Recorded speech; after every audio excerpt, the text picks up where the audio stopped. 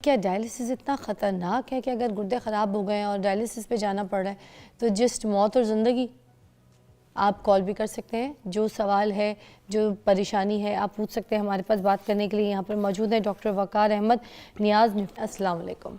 जी वालेकुम अस्सलाम रहमतुल्लाहि व बरकातुहू। कैसी तबीयत है सर? जी अल्लाह का बड़ा एहसान है, शुक्र अल्हम्दुलिल्लाह। मैं बेसिकली हर्बलिस्ट हूँ। अच्छा और मैं कोई हर्ब्स के ज़रिए हम इलाज करते हैं। अच्छा अच्छा हम कोशिश करते हैं कि पेशेंट को डायलिसिस से डिले किया जाए, अच्छा जितने साल भी वो निकाल जाए बगैर डायलिसिस के। अच्छा, ये तब की बात है जब डायलिसिस कह दिया है, हाँ कह दिया है, रेकमेंड कर दिया है, उसके बाद आप लोग रोकते हैं? रोकते हैं। यानी कि कहने से मुराद है कि क्रिएटिनिन 2 पे चला गया, 3 पे चला गया, 4 पे चला गया, 10 पे जब चला जाता है, 8, 9 पे, 10 पे, तो डायलिसिस करवाने पड़ते हैं। अच्छा हम भी करवाते हैं, हमने डायलिसिस सेंटर भी बनाए हुए हैं पूरे पाकिस्तान में, ठीक है। और फ्री चला रहे हैं। अच्छा एक खिदमत ये कर रहे हैं हम।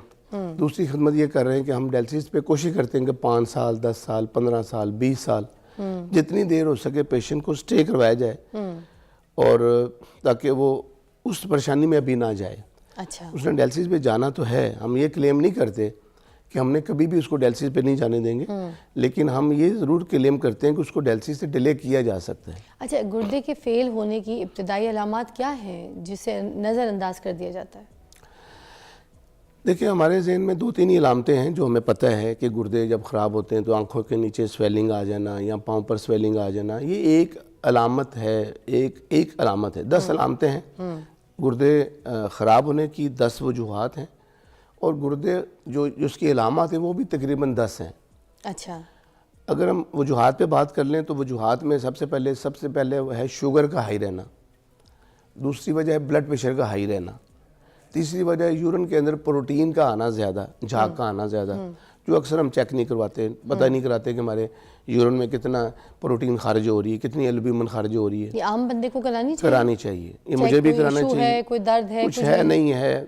मैं बाहर रहा हूँ, यूके में, यूएसए में, बाहर के मुल्कों में, तो वहाँ पे मस्ट है कि आपने ये करवाने हैं टेस्ट। बहरहाल चौथी वजह है स्टोन्स का बार बार बनना, पानी का कम इस्तेमाल करना, पानी का साफ़ इस्तेमाल ना करना। हमारी सेल्फ मेडिसिन होती हैं, हैवी किस्म की पेन किलर्स हैं, एंटीबायोटिक हैं, गलत किस्म की ताकत की मेडिसिन है। कई वजूहात हैं। एक्सरसाइज ना करना, वर्जिश ना करना, खाने हम बड़े अच्छे खाते हैं, बर्न नहीं करते, एक्सरसाइज नहीं करते। एक वो वजह भी बनती है कि जिगर पे, हमारे मैदे पे लोड आता है, हमारे गुर्दों पे लोड आता है, कि खुराक हम बहुत अच्छी लेते हैं। जैसे सर्दियाँ आजकल पाकिस्तान में, इन दिनों में हम ये फ़र्ज़ समझते हैं कि हमने पराठे भी खाने, हमने अंडे भी खाने, हमने ड्राई फ्रूट भी खाना है। ठीक है, हम कहते हैं खाएं, खाना चाहिए, लेकिन उसका हक़ भी अदा करना चाहिए। एक्सरसाइज करनी चाहिए, वर्जिश करनी चाहिए, और जो खाया है उसका कम से कम वो जो टॉक्सिन है जो निकल नहीं रहे होते हमारी बॉडी से, वो निकलने चाहिए। खैर, ये 10 वजूहात हैं। ये डायलिसिस की जो नौबत आती है, ये किस वक्त आती है? ये तब आती है जब अलामत शदीद इख्तियार कर जाएँ। जब ये तो 10 वजूहात थी, 10 अलामत में से बड़ी अजीब सी अलामतें हैं।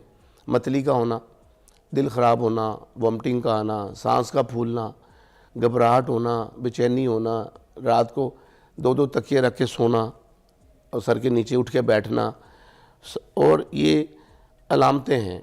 उसमें एक अलामत में जैसे जिक्र कर रहा था, आंखों के नीचे स्वेलिंग भी है। वो जब प्रोटीन ज़्यादा आ रही होती है तो तब ये ऐसा होता है। पर ये अलामत बड़ी अजीब सी हैं। इसमें गुर्दों में दर्द नहीं होती। जब गुर्दे ख़त्म होते हैं तो किसी को गुर्दों में दर्द नहीं होती, सबसे ख़तरनाक बात है।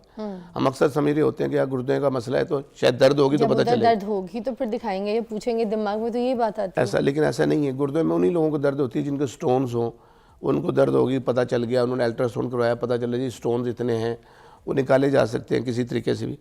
लेकिन जब गुर्दे ख़त्म होते हैं तो ये जो अलामत है मतली का होना, अब इस वक्त हमारा ज़हन जा रहा होता है दिल ख़राब होना या वॉमिटिंग का आना या सांस फूलना, हम समझ रहे होते हैं मैदे का मसला है, स्टमक का मसला है, वो गलत चीज़ खा ली है।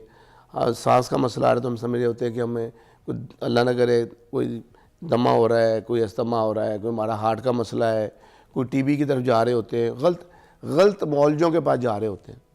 उसमें मौलिज का कोई कसूर नहीं है। एक फिजिशियन के पास बंदा चला गया, वो गुर्दों का पेशेंट है, आम जनरल फिजिशियन तो अपने हिसाब से इलाज करेंगे ना, कि स्टमक का मसला है, इसको मेडिसिन लिख दी, आप ये ले लें, फ़लान ले लें, कुछ भी ले लें। अक्सर तो हम खुद ही फकियाँ खा रहे होते हैं, खुद ही जाके मेडिसिन ले रहे होते हैं, हमें पता नहीं होता कि है क्या। सबसे पहले तो हर चीज़ का इलाज हमें लगता है पेन किलर है, वो खाओ, पहले आराम करो, बाद में देखी जाएगी। ऐसे ही और अगर पेन रुक गया उसके बाद फिर चल सो चल अपने कामों में रुक जाते हैं, ये नहीं देखते कि मसला क्या था, मुझे पेन क्यों हुआ है, तो उसको दबा देंगे। ऐसे ही। ठीक है। अच्छा, ये फैसला कब करना है अगर किसी को डायलिसिस का मसला हो गया है, रेकमेंड कर दिया है उनको, तो फिर अब ये किस तरीके से जज किया जाएगा कि हमने डायलिसिस के लिए जाना है और डायलिसिस करवाना है, और कहाँ से करवाना है? देखिए जी, डायलिसिस कहाँ से भी करवाया जा सकता है, जहाँ से जो आपको मुनासिब लगे, जो अच्छी जगह है जहाँ भी, लेकिन डायलिसिस करवाना चाहिए। पहली बात तो ये, इसमें कोई दो राय नहीं है कि हम ये कहें कि नहीं डायलिसिस नहीं करवाना। अगर सिम्टम आ गए, मतली हो गई है, दिल ख़राब हो रहा है और घर वाले परेशान हैं, मरीज़ परेशान है, ये तभी आता है जब क्रिएटिन 8 पे चला जाए, 9 पे चला जाए, 10 पे चला जाए, यूरिया भी 200 पे 10 पे तो कराना ज़्यादा ही है ना। एक होना चाहिए। मेरे ब्लड के अंदर क्रिएटिनाइन का जो लेवल है 0.5 से लेके 1.3 तक है, आपका भी यही होगा।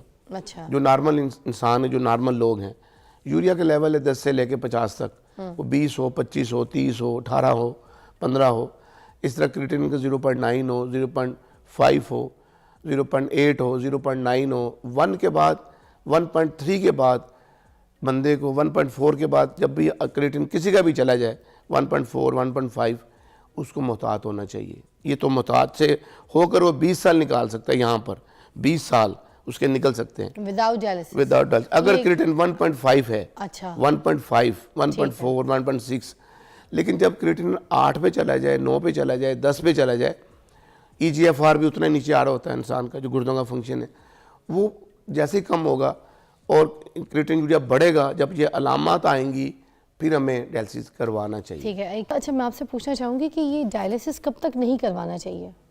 अगर रेकमेंड कर दिया है तो कब तक कंट्रोल कर सकते हैं, कब तक रोक सकते हैं? देखिए, क्रिएटिन का लेवल अगर 2 पे है, 3 पे है, 4 पे है और पेशेंट सर्वाइव कर रहा है तो कई साल उसके निकल सकते हैं। अगर वो परहेज़ करे, अगर वो खुराक ना ले ज़्यादा प्रोटीन वाली, मटन है, बीफ है, कुछ भी ऐसी जो चीज़ें हैवी हैं जिनके खाने से यूरिया क्रिएटिन ज़्यादा बढ़ता है, बेसिकली डेली बनता है 40, मेरा और आपका यूरिया क्रिएटिन डेली हम लोगों का बनता है, और हमारा बन के खारिज हो रहा था यूरिन के ज़रिए। ये जो गुर्दे के पेशेंट होते हैं, इनका बन तो रहा होता है लेकिन खारिज नहीं होता, ये यूरिन में खारिज नहीं होगा तो ब्लड में चला जाएगा। अच्छा। तो गुर्दे की जो रिपोर्टें होती हैं वो बेसिकली ब्लड की रिपोर्टें होती हैं। ब्लड से पता चलता है कि क्रिएटिनिन कितना है, यूरिया कितना है, इसमें पोटाशियम कितना है ब्लड के अंदर, इलेक्ट्रोलाइट का पता चलता है, सोडियम कितना है, कैल्शियम कितना है, फास्फोरस कितना है, और यूरिक एसिड, यानी कि ये ब्लड से सारी रिपोर्टें होती हैं। अच्छा, आप हर्बलिस्ट भी हैं, आप लोग का मानना है कि जो डायलिसिस है उस पर पेशेंट जाए उससे पहले आप लोग उसको रोक देते हैं और उसको हर्बल दवाइयों से, हर्बल तरीके से जो उसकी ट्रीटमेंट करते हैं। तो ऐसी कौन सी ग़िज़ाएँ, ऐसी कौन सी दवाएँ या कौन सी ऐसी टेक्निक आप लोग यूज़ करें जिससे पेशेंट जो है वो डायलिसिस से आप उसको रोक के इस तरह से ठीक करते हैं? देखिए, इसमें हमने बड़ी मेहनत की है, मैंने, मेरे उस्तादों ने, हमारी टीम ने, रिसर्च टीम ने, हमने एक ऐसा ग़िज़ाई चार्ट बनाया है, वो 2-2.5 साल मेहनत लगे उस पर कि क्या खाना है और क्या नहीं खाना। हम ग़िज़ाई चार्ट देते हैं पेशेंट को। मैं चाहूँगा इस प्रोग्राम में भी वो ग़िज़ाई चार्ट अगर दिखा सके तो वो ग़िज़ाई चार्ट ऐसा है कि उसमें ना हम बताते हैं कि क्या खाना है, क्या नहीं खाना। दिखाएं सर। एसिड है, दिखाएं, अल्कलाइन है, दिखाएं। ये वो ग़िज़ाई चार्ट है। अच्छा। हम कहते हैं ये आप चीज़ें ना खाएं, और जो नीचे वाले नाश्ता क्या करना है, दोपहर का खाना इसको क्या क्लोज खाना कर है। सकते हैं, एक बार इसका स्क्रीनशॉट ले लीजिएगा, मैं पीछे से भी लगवा देती हूँ। This is something very interesting, और मुझे लगता है ये इतनी मेहनत, इसकी रिसर्च होगी, सबके पास होना चाहिए। यही ग़िज़ाई चार्ट में अमेरिका हार्वर्ड यूनिवर्सिटी, हार्वर्ड को देकर आया हूँ वहाँ ठीक पे, है, हो गया।